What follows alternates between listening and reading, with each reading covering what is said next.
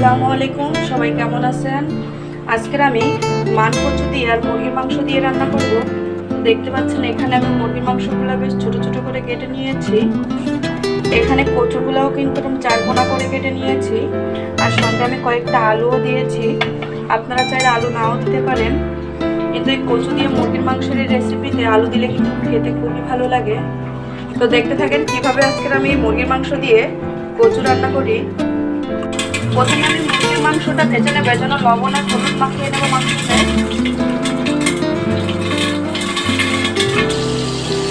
মুরগির মাংসগুলো লাল লাল করে একটু ভালো করে ভেজে নেব।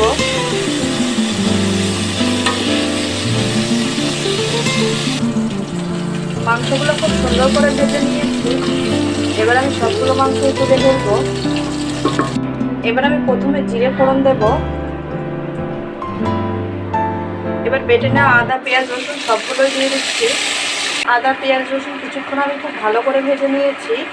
এবার আমি পরিমাণ মতো লবণ দিয়ে দিচ্ছি, পরিমাণ মতো হলুদ গুঁড়ো দিয়ে দিচ্ছি, আর ঝালের জন্য শুকনো মরিচের গুঁড়ো দিয়ে দিচ্ছি। এবার মশলাগুলো আমি একটু কিছুক্ষণ কষিয়ে নেব। মশলাগুলো খুব সুন্দরভাবে কষিয়ে নিয়েছি। এবার কচু আর আলুগুলো দিয়ে দিচ্ছি।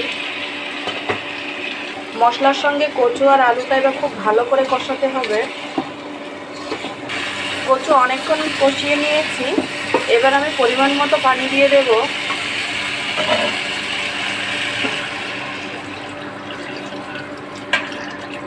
কচুতে কিন্তু পানি একটু বেশিই লাগে।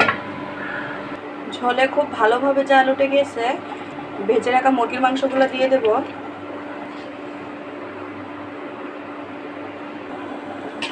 কচু দিয়ে মুরগির মাংস রান্না প্রায় শেষ। কচুগুলো খুব সুন্দর গলে গেছে। এবার আমি সবশেষে জিরে গুঁড়ো আর ধনিয়া গুঁড়ো দিয়ে নামিয়ে নেব।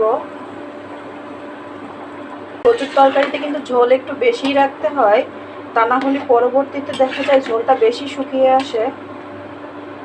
তো এবার আমি নামিয়ে ফেলবো। তো কচু দিয়ে মুরগির মাংসের রান্নাটা একদম হয়ে গেছে। তো আপনারাও কিন্তু বাসায় এভাবে কচু দিয়ে মুরগির মাংস রান্না করে খেয়ে দেখতে পারেন। আশা করি আপনাদের কাছে ভালো লাগবে। তো ধন্যবাদ কষ্ট করে শেষ পর্যন্ত ভিডিওটি দেখলেন। আসসালামু আলাইকুম।